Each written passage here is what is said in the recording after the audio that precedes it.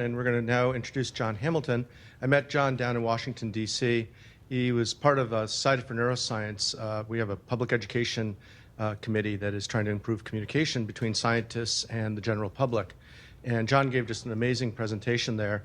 And his name came up in conversation a couple of weeks ago with Yves Deconic, who's one of our speakers today, who was on a Galapagos island adventure, I guess, sailing on the Galapagos, and had mentioned that they were both on the same boat, and they had struck up a friendship. And I reached out to Jon and said, hey, we're doing this pain symposium. I think we definitely need to know a little bit more about how we communicate with the public, and maybe you have some fresh perspectives on the media and its role. And he agreed to come up here on basically a couple-week notice. So with that, I introduce Jon.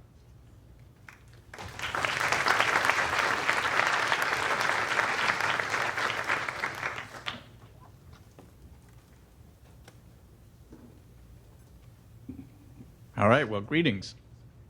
When I was asked to come up here, I thought about what I usually talk about and decided not to talk about that. Usually people are asking me, I talk to scientists often about how can we do a better job communicating the science that we know to the public. And I talk a lot about that, but I thought this is a pain meeting, and there are some very specific issues that come up in covering the subject of opioid misuse, of pain treatment. It's an issue that's not just a problem of explaining science. It's an issue of explaining science in a really difficult environment, a highly charged, highly emotional environment where a lot of extreme things are said. And I thought, that's something actually I do quite a bit. There are a lot of things I cover that are in that category. So that's what I'm going to talk about today. Let me tell you just a little bit. I'm having trouble changing. Is this? Is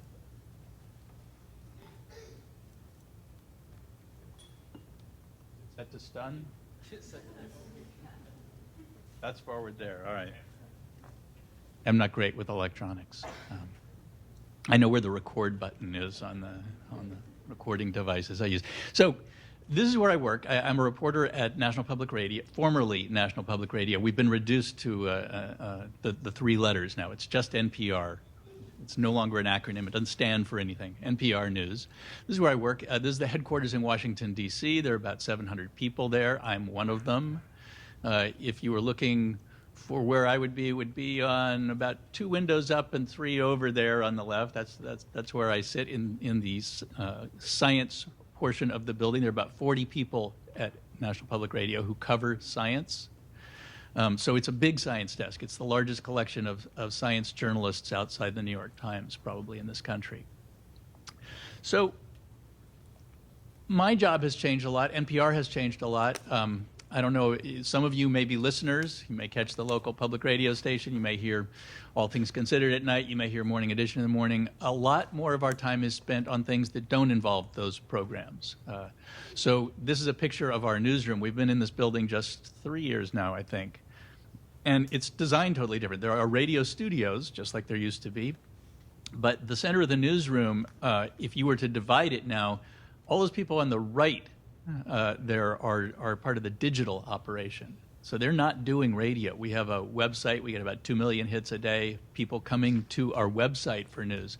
So we've had to rethink a lot of things at NPR, including how we get our message across. But and so now my job has changed a lot. I used to be just on the air. I'd be Jon Hamilton, NPR News, and that was my persona. Now I write for the web. Just about every story I do is also written for the web. So I've gone back to my roots. I started out as a newspaper reporter. I am now writing again, in addition to doing radio. What I really do, though, and I should say, you've just heard from one of the preeminent scientists in the field of pain treatment. I'm not a scientist. I'm not a doctor. I'm not going to be a doctor like you. I'm a communicator. I was an English major. Everything I know about science, I've learned from scientists over the past 30-some years.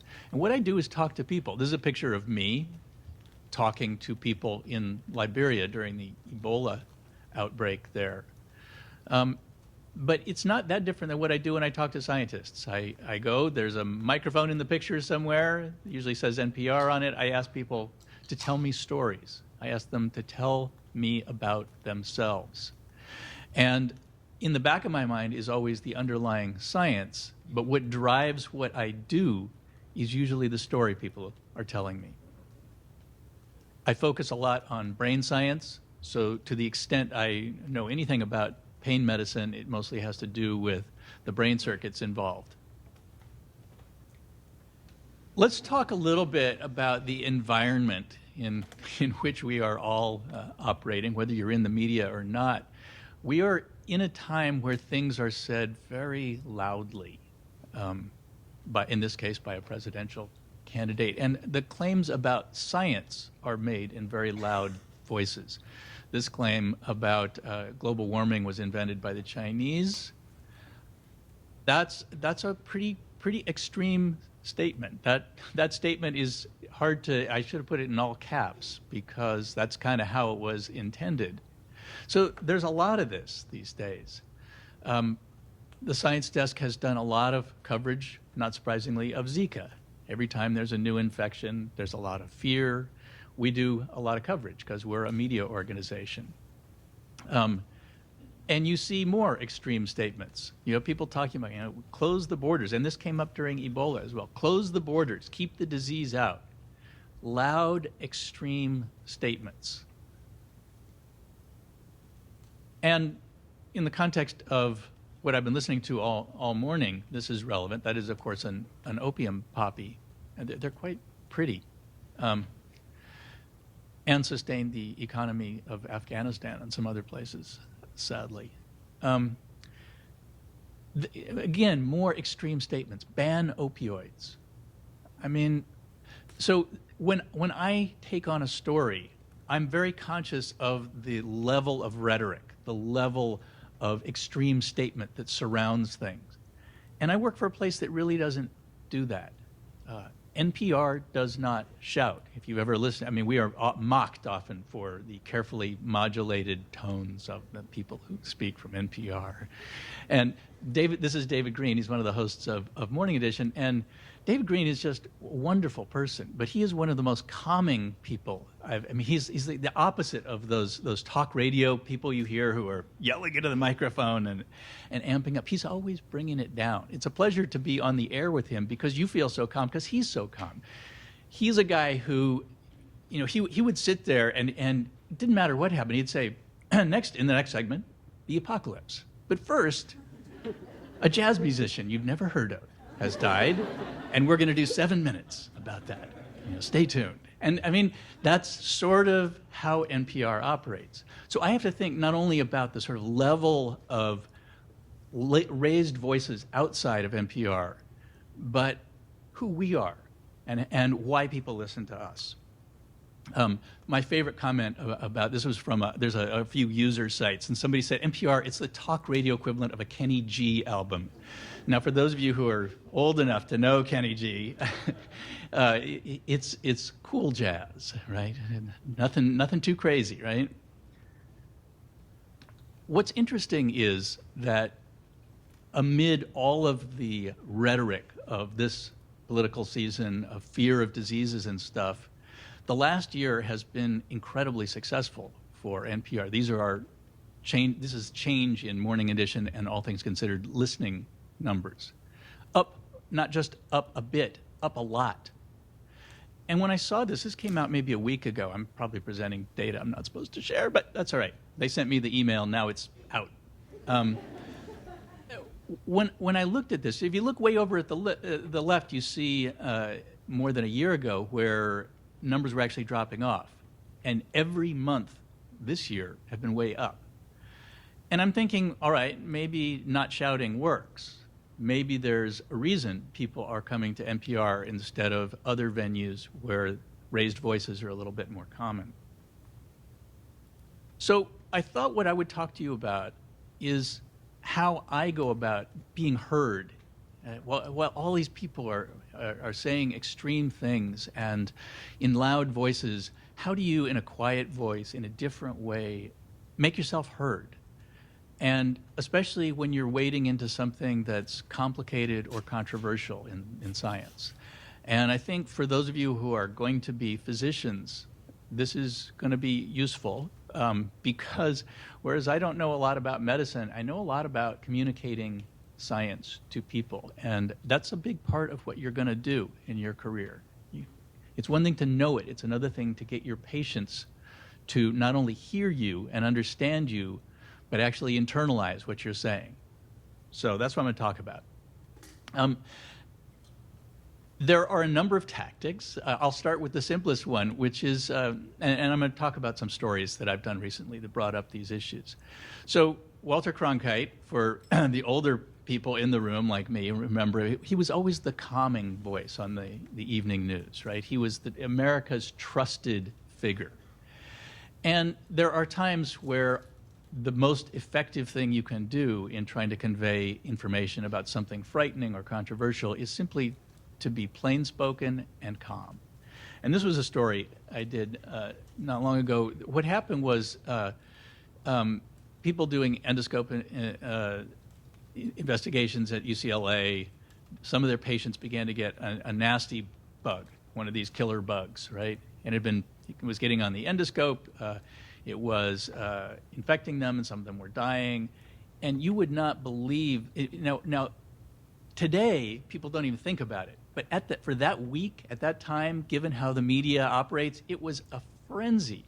So they came to me and said, Hamilton, you got to do something about this. And I said, why? When you look at what's killing people, when you look at what they're at risk for, this is really not even on the charts. They say, yeah, but it's out there. It's out there. By which they mean other media organizations are covering it, and we have to as well. So I said, okay. But I'm not going to do one of those, lots of people are dying, you might die too, listen to our story because we're going to scare you, which is actually in a really effective way. You write certain headlines and they will get a lot of web traffic because they have fear built into them. But I decided to take another tack. I said, listen, here's the story I'll do for you. I'm just tell people that, if we're going to do a reaction story, let's do a reaction story that tells people the truth. And this is the story I did. Can we play a little bit of it? Some scary news reports coming out of California this week about a deadly outbreak at a UCLA teaching hospital. It's been linked to bacteria described as a nightmare superbug. But NPR's Jon Hamilton reports that the risk from this particular bacteria doesn't live up to the headlines. The UCLA health system says at least 7 people have been infected by a drug-resistant bacteria known as CRE. 2 of the patients have died. But David Perlin, an expert on infectious disease at Rutgers University, says CRE isn't a threat to most people. This is something that affects people with underlying immune problems, but it's not something that is likely to spread around the community or is really a cause for alarm. Very straightforward. Speak calmly, tell people the truth, find your expert, choose your expert carefully. Don't choose the person who's saying, run for the hills. Choose the person who says, for most people, if you don't have a compromised immune system, if you're not one of the small number of people who's eligible for this procedure, this is not something that everybody needs to worry about. That is one approach to being heard. And what was interesting was that this story on the web got a huge amount of traffic, even though there were lots and lots of competing headlines out there. And I think the reason was that it said something different. It didn't say, nightmare superbug could be it wasn't going that direction. It was going the other direction, and people were curious. They wanted to know, okay, so what's, maybe I don't need to be so worried. Another tactic is finding people on the inside to tell stories. We often hear from the person outside of a group, holding forth on some subject. It's always good to find the person who's sort of on the inside of a problem, the person who can speak from personal experience, who knows the community that they may be speaking. If you want somebody to disagree with the community, find somebody inside that community to do it. They're much more effective. They know how. They know what they're up against. They know how to give the arguments. So this is a story that began, it actually has its roots in I have 2 children. My younger son is 8 and has hearing aids, which is not a problem for him. But I get asked all the time, it's like, I see your son has hearing aids. You're going to get him a cochlear implant.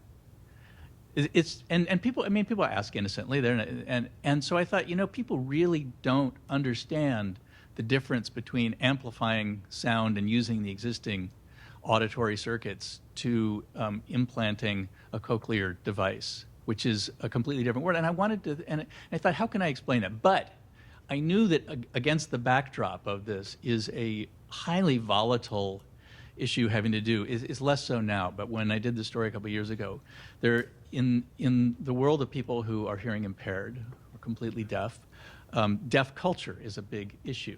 So concern about sign language disappearing as a language, concern about being forced to get cochlear implants, a desire to keep a culture that is apart from the hearing world. So I knew I was wading into that whole thing. It's a highly charged, and I thought, how can I do this without offending people, but with educating people a little bit about what are the limitations of cochlear implants. So I found a guy. This is a guy named Sam Swiller, and he had a really interesting story. He had had some hearing. He was always hearing impaired, but he had some hearing. And what was interesting about him was that he had gotten cochlear implants and was ready to talk about it, but he could talk about it from inside. He'd been on both sides of that fence. He'd been on the side that had gone from having some hearing to almost no hearing to then getting cochlear implants and having a different kind of hearing. And he had this fascinating thing. He absolutely loved music, which sounds like, right, why is the hearing impaired guy going to be so obsessed with music? But this was his life, and I thought this guy could make a really interesting story. So I told it through his ears, so to speak. Let me play a little bit of it. We're going to explore what it's like to experience music through a cochlear implant. To people who depend on these surgically implanted hearing devices, a song like this may sound more like this. NPR's Jon Hamilton reports on a man whose love of music has persisted through hearing loss and cochlear implantation. By the time Sam Swiller turned 1, even loud noises had become faint. Hearing aids helped, but Swiller was living in a different world when it came to perceiving sounds. The earliest memory I have of that awareness is a family picnic around the time I was 4 or 5. Really feeling isolated and separated from everyone, even though it was a picnic filled with family, friends, young kids running around. Swiller says even with hearing aids, he was understanding maybe one word in 3. He relied on lip reading and creativity to get by. And he took refuge in music, loud music that cranked up the sounds he heard best, drums and bass. Isolation was kind of a common theme in my childhood, and so Nirvana kind of spoke to me in a way.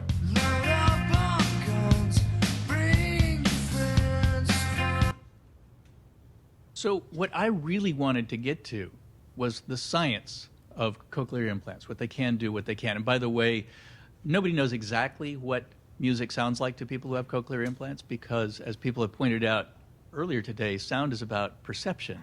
It's created in the brain. And everybody's perception is going to be a little bit different. And certainly it's going to be different if you're channeling different mechanisms. Also, the technology has changed a lot. There are many more channels that the cochlear implants, they're much better than they used to be. And there are some now that are specifically designed to reproduce music in a more accurate way for people. But my thing was, I needed a way to talk about the science of it without getting into the charged issues of, is it right to have a cochlear implant as opposed to being a part of the non-hearing community? I didn't want any of that clouding it up. So by bringing in a guy who is so disarming, I mean, you listen to him talk, you're not going to judge this guy for getting a cochlear implant. You become engaged in his story. He's an individual. He's not a symbol for a point of view. And that can be a really valuable thing to do when you're trying to get somebody to pay attention to something that's clouded by a lot of strong opinions. If you get to the individual, the person who's on the inside of it, they will listen to you. Tactic number 3. This is one that I have spent way too much of my career on. The idea that vaccines can cause autism has been around for a long time. I remember covering the initial study when it came out all 12 people. When you think about it, how amazing is it that we live in a country and in a world where an entire campaign of fear about vaccines causing autism can be based on a lousy study of 12 people that turned out to be fraudulent. And to me, there's something wrong with how we all are perceiving science as it's presented to us, if that's all it takes. Anyway, so that's many years ago. My rant is done. This all came back a couple of years ago. So I'm sure you all know this, but there's been this sort of mythology that kids are 1 or 2, they're getting all these vaccines. The next thing you know, that's about when the signs of autism start to show up. Parents very understandably began to connect those two events. And then you had some people who sort of fanned that and said, yes, we know, that's the thimerosal in the preservative, or it's causing immune reaction. And study after study after study was done, and it showed that wasn't the case. But the notion is still out there. And this all came back a couple of years ago when there was a really bad outbreak of measles at Disneyland. And of course, measles outbreaks happen because people are scared of vaccines. They don't get their kids vaccinated. They're worried their kid's going to get autism. And so you have the potential for these outbreaks. There have been much worse outbreaks in the UK, where vaccination rates fell even more than they did here. But it's a problem here. So I needed, again, it was, here's the news event. There's this thing happening at Disneyland. How can we talk about this in a way? Because what I was curious is, like, so why did this happen? How we can do a story about why this happened? And the obvious thing would be I could get lots of experts like I had in that first piece I played, where the guy said, well, no, you don't need to worry about this. I could get somebody, there are lots of people who will say, parents do not need to worry about vaccines. They're not going to cause autism. Parents should have their children vaccinated, then we won't have these measles outbreaks. But I didn't think the people I wanted to get to were going to listen to that. If you go on the websites of places where they talk about potential risks from vaccines, there's an echo chamber there that is really hard to get into. I need somebody who could get into that group for me. So, this is my favorite shot of Mickey with the measles spots. So I looked around. I was looking for the right person to tell this story. And I found a woman named Juniper Russo. And what was great was she was that person who was not getting her kid vaccinated. Let's go ahead and hear a little bit of this piece. Russo says she understands parents who fear vaccines. She was one of them when her daughter Vivian was born. I took her to the pediatrician, but I was really adamant that she not get vaccines because I thought that she was going to be safe without them and that they would unnecessarily introduce, chemicals into her body that could hurt her. Russo, a writer in Chattanooga, Tennessee, says her views had been shaped in part by parents she met online. I had a lot of online acquaintances who claimed that their kids had become autistic because of vaccines, and I got kind of swept up in that. But fear of autism was only part of the reason Russo didn't want vaccines for her daughter. She says at that point in her life, she identified strongly with mothers who are skeptical of mainstream medicine and things that aren't natural. There's this whole subculture of so-called crunchy moms. They're the ones who breastfeed and cloth diaper and co-sleep and all that stuff. And so much of who I was being a crunchy mom. And at the time, I thought that if I went along with what my pediatrician suggested, that I would be losing part of who I was. Oh, I understand some of you need to go. So if somebody needs to go, that's fine. I'm not offended. Go ahead, and I'll give you a second so you don't feel like you're interrupting here. We're losing all the medical students? Not a problem. Not a problem. No.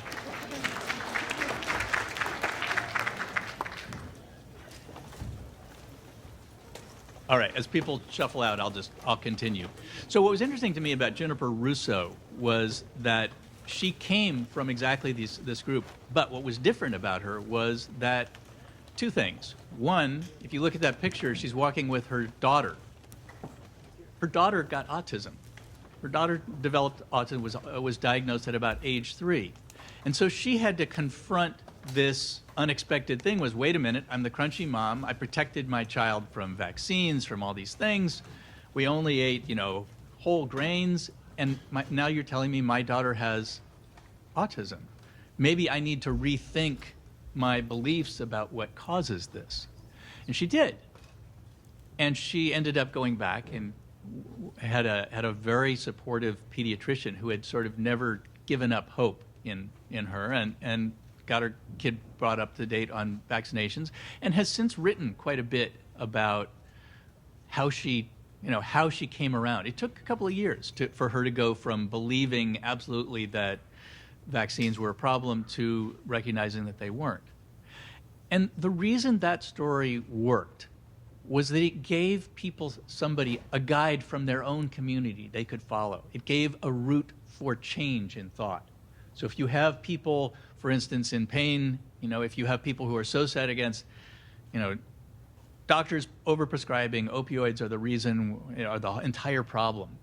If you give them a way to follow a route to a different way of thinking, it's like, okay, there's some physicians probably do that, but what about those physicians who are trying their best to help patients who are in desperate straits? That was the idea of this story. One more sort of changing or sort of tactic for getting through to people I'll go through here is, this is something I call changing the frame. So if you look at this picture, this is a picture taken while that's actually me in a car window. And if you look in the background, you see this is taken near Monrovia, Liberia. And there's an ambulance, and the people in the spacesuits are collecting somebody who, in all likelihood, died of Ebola, a terrifying infectious disease. And so I was sent to Liberia with a group of people and cover Ebola. But I felt like there had been something really missing in the coverage. I thought that a lot of the coverage was based on the false premise that Ebola could break out in the United States and kill a whole lot of people, which just wasn't true given how our medical system works and lots of other factors.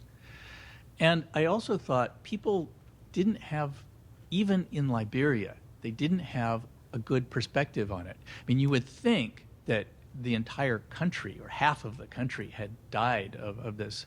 I forget what the final toll from Liberia was, but it was, I think, 10 or 11,000 people, which is a lot, and it's horrible. But keep in mind, this is a nation where in the previous decade or so, they had been through 2 civil wars that killed somewhere between 200,000 and 300,000 people. This is a country where children die of childhood diseases that you get vaccinated for in this country all the time. So I wanted to tell a different kind of story about Ebola. And I ended up going to what is the biggest health problem in this part of Africa right now, which is making sure kids get vaccinated against preventable diseases. Right? All those things we don't get in this country, they do. And what interested me was that Ebola had shut down childhood vaccination in this country. And I had this sort of contrarian notion. I thought, is it going to be that there are more kids who die of these preventable diseases because Ebola shut down the vaccination system than would ever have died of the disease itself? And so I ended up doing this story.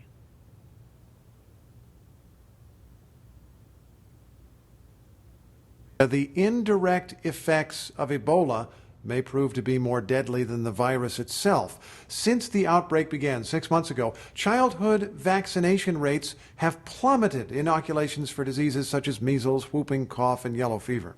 NPR's Jon Hamilton reports from Monrovia that this has left thousands of Liberian children vulnerable. When Ebola began killing people in the Monrovia suburb of Claritown several months ago, some residents blamed vaccines. Chi-Chi Richardson, a vaccinator at the Claritown Health Center, says mothers didn't want her near their babies. They were all afraid of this Ebola because they had a notion that when the people come to the hospital, we will inject them and kill them because it was the hospital that giving the people Ebola. Since then, Richardson and other healthcare workers have been waging a campaign against misinformation as well as disease. She says vaccinators have gone out into the community with a simple message for moms. So we encourage them to bring their babies because we told them, say, the longer they stay away, it will not be good for the child. Let them bring their babies so that they can be able to fight against the sicknesses. There are a lot of those sicknesses in Liberia. Even before Ebola, more than 7% of children here died before reaching their 5th birthday. 7%. Ebola was never going to kill 7%. So what I was trying to do is find a way to get people to think differently about this. Instead of thinking in terms of in the back of your mind, is Ebola going to come to the United States? Is it going to wipe out this whole country? Get them to think about, actually, if you look beyond your own country a little bit, you may see that the problem doesn't look the way you think it does. And again, it was told through the people who were there, the vaccinators. I spent a long time in clinics where they were trying to get people in, to get kids in, to get vaccinated. And I will say that after this, not because of this, the story was not, Liberia listens to NPR a little, but we're not highly influential there. But the vaccinators are highly influential, and they actually turned the tide. They actually got people, because there's a vaccinator in every little community, and they kept going back to people, and they said, this is not causing the Ebola. This is going to save your child's life. And vaccination rates in a couple of months were back up. It was sort of an amazing public health story. So let me say just a couple of more things about sort of the tactics, the tools you can use to deal with loud voices and controversial subjects and extreme positions. This is something I call embracing the counter-narrative. This is an interesting quote, because what I want you to do is think about who said it, right? This is all about many people suffering from chronic pain or expressing despair at their physician suddenly seeing them as part of the opioid problem and as potential addicts. Who's talking to us? I would have guessed, well, somebody in pain medicine. But it's not. It's the head of the National Institute on Drug Abuse, which I thought was really interesting. Nora Volkow, who is, if memory serves, she's Leon Trotsky's granddaughter. Little fact. Anyway, she's sort of a force of nature. But it was really interesting to me that her first words were not talking about addiction, but we're acknowledging the problem. We're acknowledging these people. And the lesson for me is that when you get somebody from that other side to give that point of view, it's a lot more powerful. I mean, my thought is people in the addiction field are a lot more likely to listen to her reminding them that pain is a big problem than hearing one more pain doctor. So she's taking the counter-narrative. Her narrative is supposed to be, I'm worried about drug addiction. She picks the counter-narrative, I'm also worried about people who are in pain. Very effective. Couple more things. This is Nancy Reagan, of course. Just Say No campaign, an effort to try to do something about increasing use of drugs. As we've heard earlier today, drug use is always going up and down, different drugs, different times. And it's really useful to make people look backward, to get some perspective. And if I were covering the opioid problem right now, I'm not part of the team that's doing that, but if I were, I would probably be really tempted to do something on the Just Say No campaign. It's like, we've been here before. We have been alarmed about drug use, and we have reacted in fairly extreme ways to it. When in the 1980s, late 1980s, I had an uncle who died of lung cancer in one of the best cancer hospitals in the country. He died in screaming pain because residents had been told that they were really supposed to hold down this use of dangerous pain-killing drugs. Totally not getting the point was he's going to be dead in a week. Being an addict is not his greatest problem, but this is something that happened. And if you look backward, and now you look at it and you say that's crazy. But if you can bring that frame up to the present and say, is that a little bit of what we may be doing now? It helps people give a way to look at the problem. Final thing is, if you're not looking backward, try looking forward. the problems in pain relief are going to change. The solutions to pain relief are going to change. And people, one of the things I've learned from writing a lot of stories and watching how they do on the web, people love messages of hope in the future. I think Obama was pretty much elected on that, right? He was the guy talking about hope for this country. And I think when you're in the middle of something where there's a lot of conflict, there's a lot of anger, you say, all right, let's not talk about right now for the moment. 20 years from now, we may not be worried about opioids. We may have something better. Let's talk about the science that will get us from here to there. That's my talk. Thank you so much for listening.